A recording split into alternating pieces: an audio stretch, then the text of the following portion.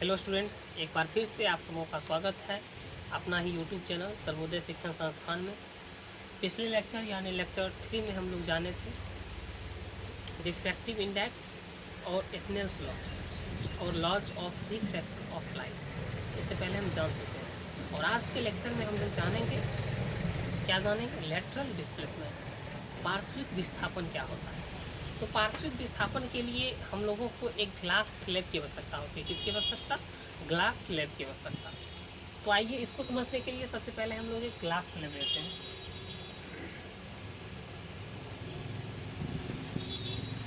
ये आपका glass slab हो गया, जिसकी आकार जो है वो रेक्टेंगुलर है। ये हो गया आपका ग्लास स्लैब। ग्लास स्लैब पे एक मोनोक्रोमैटिक रे को इंसिडेंट करवाते हैं। एक रे है जिसका नाम है मोनोक्रोमैटिक। मोनो मिस होता है एक, और क्रोमैटिक मिस होता है कलर, वन कलर। यानी एक रंग के लाइट को हम इंसिडेंट करवाए किस पे? ग्लास स्लैब पे। तो ग्लास स्लैब पे इंसिडेंट करवाए, ये हो गया आपका इंसिडेंट पॉइंट। तो इंसिडेंट पॉइंट पे हमको सबसे पहले क्या डालते हैं? नॉर्मल डालते हैं। नॉर्मल क्या होता है? Which is perpendicular to surface. तो इस सरफेस पे क्या होगा? नॉर्मल इसके परपेंडिकुलर होगा। ये हो गया नॉर्मल। अब यह जो इंसिडेंट रे है, इस इंसिडेंट रे का डायरेक्शन जो होगा ये किधर होगा? ये सीधे इसका डायरेक्शन होगा।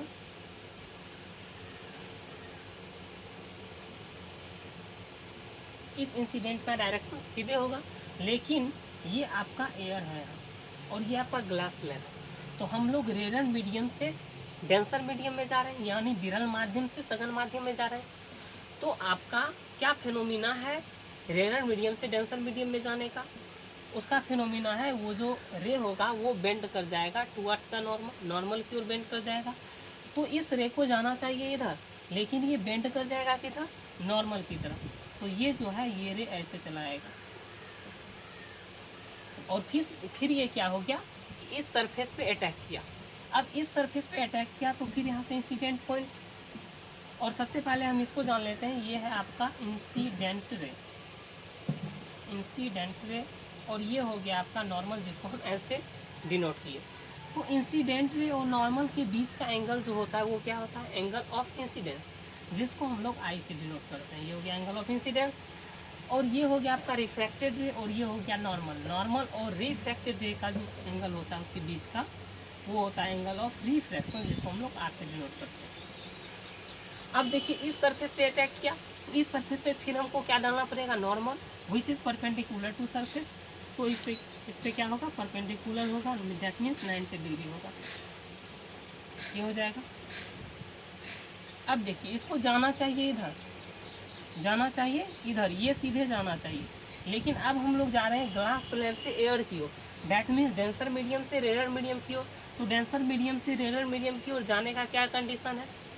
तो डेंसर मीडियम से रेयर मीडियम की ओर जाने का कंडीशन है, रे जो होगा वो बेंड कर जाएगा अवे फ्रॉम नॉर्मल, नॉर्मल से दूर भाग जाएगा।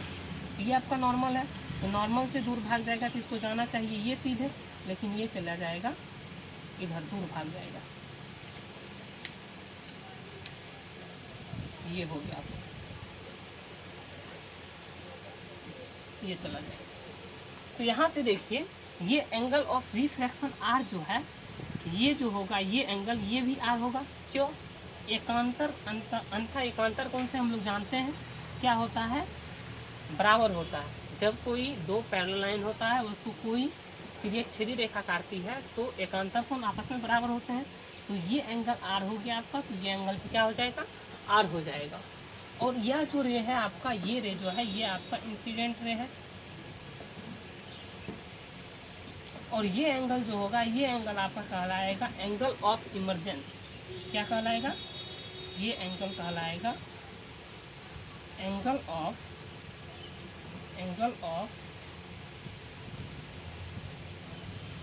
ऑफ इमर्जेंस, दैट मीन्स निर्गत कोण। और ये जो रे आपका है ये कहलाएगा इमर्जेंट रे। इमर्जन रे, निर्गत किरण। तो निर्गत किरण और नॉर्मल जो होता है उसके बीच का एंगल कहलाता है एंगल ऑफ इमर्जेंस, निर्गत कोण। तो इस फिगर में हम एक खास तरह का फेनोमेना देख रहे हैं, एक खास तरह का फेनोमेना देख रहे हैं कि एंगल ऑफ इमर्जेंस जो है वो एंगल ऑफ इंसिडेंस के इक्वल है, यानी एंगल आई जो है वो एंगल ई के इक्वल है। और ये खास तरह का फेनोमेना बता रहा है कि जब एंगल ई जो होगा एंगल आई के इक्वल होगा तो ये जो इमर्जेंट रे है और ये जो इंसिडेंट रे है ये दोनों एक दूसरे के पैरेलल होगा। क्या होगा? ये दोनों एक दूसरे के पैरेलल होगा। तो हम देखें कि ग्लास स्लैब से जब रे को इंसिडेंट करवाए, मोनोक्रोमेटिक रे को जब इंसिडेंट करवाए, एक ही कलर वाले रे को इंसिडेंट करवाए, तो क्या हुआ, ये निर्गत कोण यानी एंगल ऑफ इमर्जेंस जो है वो एंगल ऑफ इंसिडेंस के इक्वल आ गया। ये खास तरह का फिनोमिना देखें, और जिससे क्या हुआ कि इंसिडेंट रे और इमर्जेंट रे जो है एक दोनों के पैरेलल हो गया। तो आपका लेटरल डिस्प्लेसमेंट कहलाता है कि इमर्जेंट रे और इंसिडेंट रे के बीच जो ये परपेंडिकुलर डिस्टेंस है, इस परपेंडिकुलर डिस्टेंस को हम लोग मान लेते हैं x, और यही परपेंडिकुलर डिस्टेंस आपका कहलाएगा लेटरल डिस्प्लेसमेंट। बहुत अच्छे से समझिए, लेटरल डिस्प्लेसमेंट के लिए एक ग्लास स्लैब की आवश्यकता हुई, और ग्लास स्लैब से जब हम मोनोक्रोमेटिक रे को इंसिडेंट करवाए तो हम एक खास तरह का फिनोमिना देखें, ये खास तरह का फिनोमिना देखें कि एंगल ऑफ इमर्जेंस जो है वो एंगल ऑफ इंसिडेंस के इक्वल आ गया। और एंगल ऑफ इमर्जेंस जब एंगल ऑफ इंसिडेंस के इक्वल आया तो आपका जो इंसिडेंट रे है वो इमर्जेंट रे के पैरेलल आ गया, और जब ये दोनों पैरेलल आया तो इसके बीच का जो परपेंडिकुलर डिस्टेंस होगा वही डिस्टेंस आपका कहलाएगा लेटरल डिस्प्लेसमेंट। यानी जब किसी किरण को ग्लास स्लैब से पास कराई जाती है तो निर्गत किरण और आपतित किरण के बीच की लंबवत दूरी परपेंडिकुलर डिस्टेंस को ही क्या कहते हैं? पार्श्विक विस्थापन, lateral displacement. The distance between incident ray and emergent रे is called lateral displacement. Clear है? और मान लीजिए कि हम इंसिडेंट रे को मान लेते हैं डी, इंसिडेंट रे को डी मान लीजिए, आप कुछ भी मान सकते हैं, और इमर्जेंट रे को मान लेते हैं ई, इमर्जेंट रे को ई। तो इस केस में आपका हो जाएगा डी जो हो जाएगा परपेंडिकुलर डिस्टेंस डी, वो इक्वल टू क्या हो जाएगा, किस डी किसके बराबर है? एक्स के बराबर।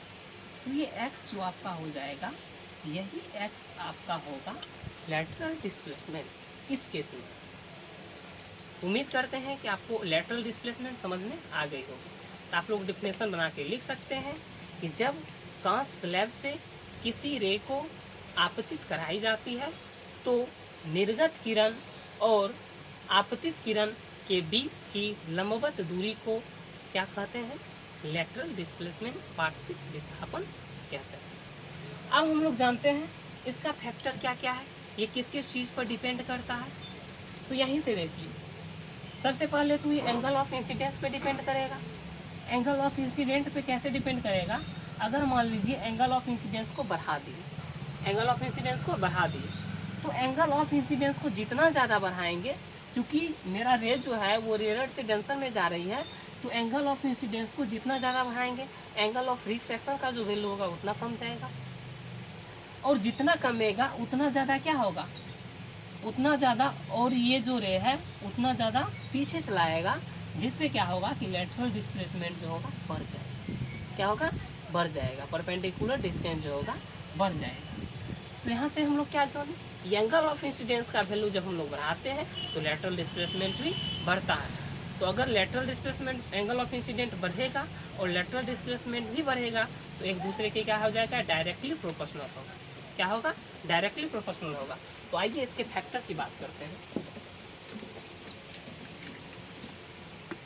इसका क्या क्या फैक्टर है?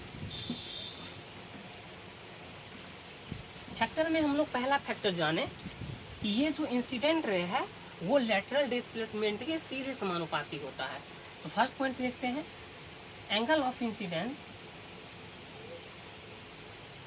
Angle of incidence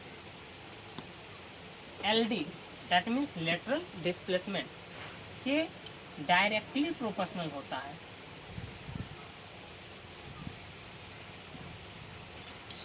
directly proportional, that means सीधे समानुपाती होता है। यानी ये हो जाएगा एंगल ऑफ इंसिडेंस, उसको हम आई माने हैं। आई जो होगा डायरेक्टली प्रोपोर्शनल होगा किसके, लेटरल डिस्प्लेसमेंट के।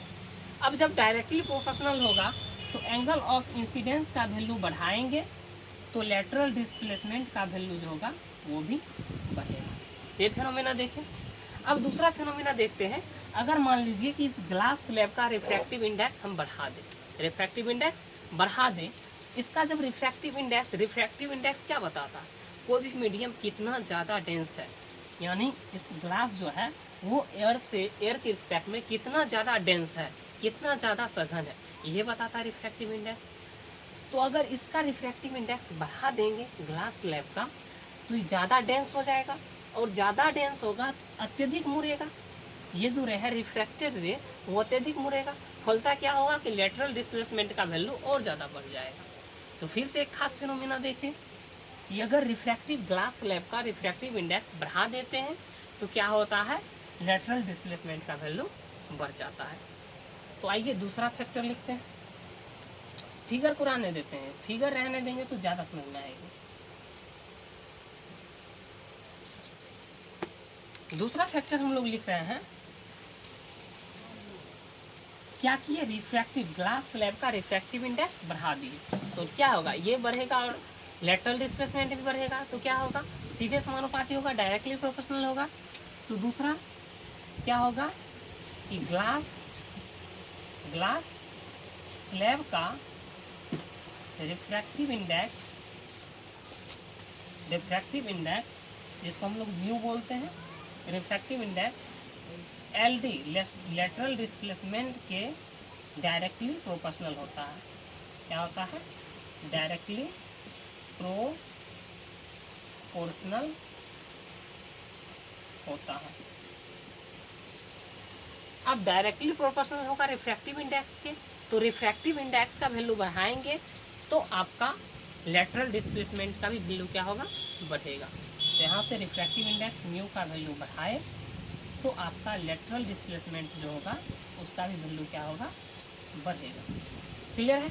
अब हम लोग तीसरे फैक्टर जानने का प्रयास करते हैं। तीसरा फैक्टर क्या है, तीसरा फैक्टर अगर मान लीजिए ग्लास स्लैब जो है रेक्टेंगुलर शेप का है और रेक्टेंगुलर शेप का है तो इतना ज़्यादा बड़ा है। अगर इस ग्लास स्लैब की थिकनेस को हम लोग बढ़ा दिए, ये उसका थिकनेस हो गया, ये जो है उसका थिकनेस है। अगर मान लीजिए कि ग्लास स्लैब के थिकनेस को हम बढ़ा देते हैं तो जैसे ग्लास स्लैब के थिकनेस को बढ़ाएंगे तो फिर से लेटरल डिस्प्लेसमेंट क्या होगा, बढ़ जाएगा।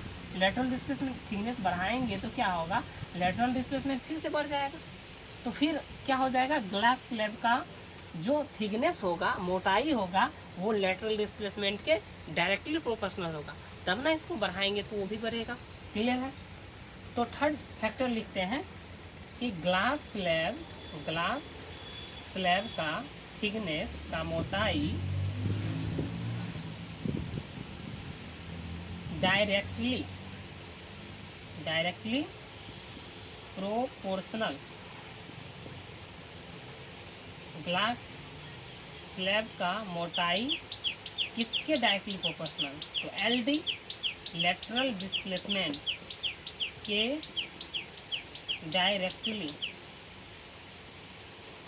डायरेक्टली प्रोपोर्शनल होता है।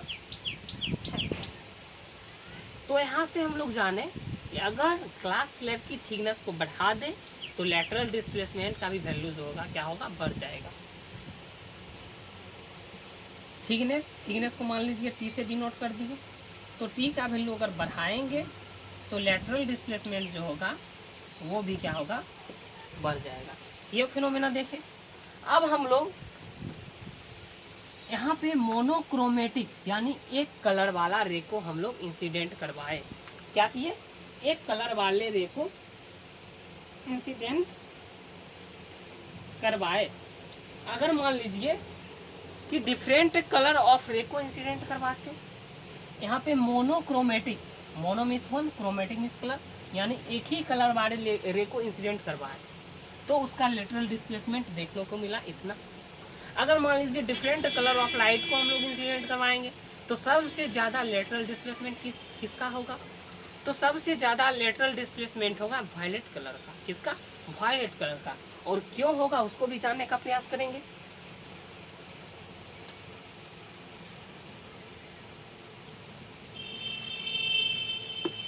हम लोग जान रहे हैं क्या? फैक्टर जान रहे हैं।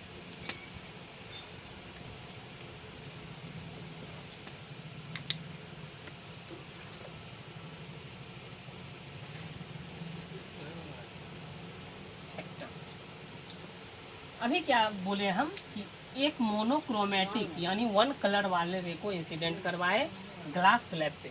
अगर मान लीजिए कि डिफरेंट कलर ऑफ लाइट को इंसिडेंट करवाते तो सबसे ज़्यादा लेटरल डिस्प्लेसमेंट किस लाइट का होता? तो सबसे ज़्यादा लेटरल डिस्प्लेसमेंट होगा वायलेट कलर का। तो हम लिखते हैं यहाँ पे नोट बना के, violet has maximum lateral displacement, यानी वायलेट कलर के पास जो होता है मैक्सिमम लेटरल डिस्प्लेसमेंट होता है। क्यों होता है? क्योंकि इसका वेवलेंथ जो होता है वो बहुत ही कम होता है, काफ़ी सबसे कम होता है वेवलेंथ। वायलेट कलर का वेवलेंथ सबसे कम होता है, यानी वायलेट का जो वेवलेंथ होगा दैट मीन्स लेमडा, वेवलेंथ को लेमडा से नोट करते हैं। लेमडा क्या है? वेवलेंथ। और अगर इसको हिंदी में बोले तो इसका हिंदी में मीनिंग होता है तरंग धैर्य।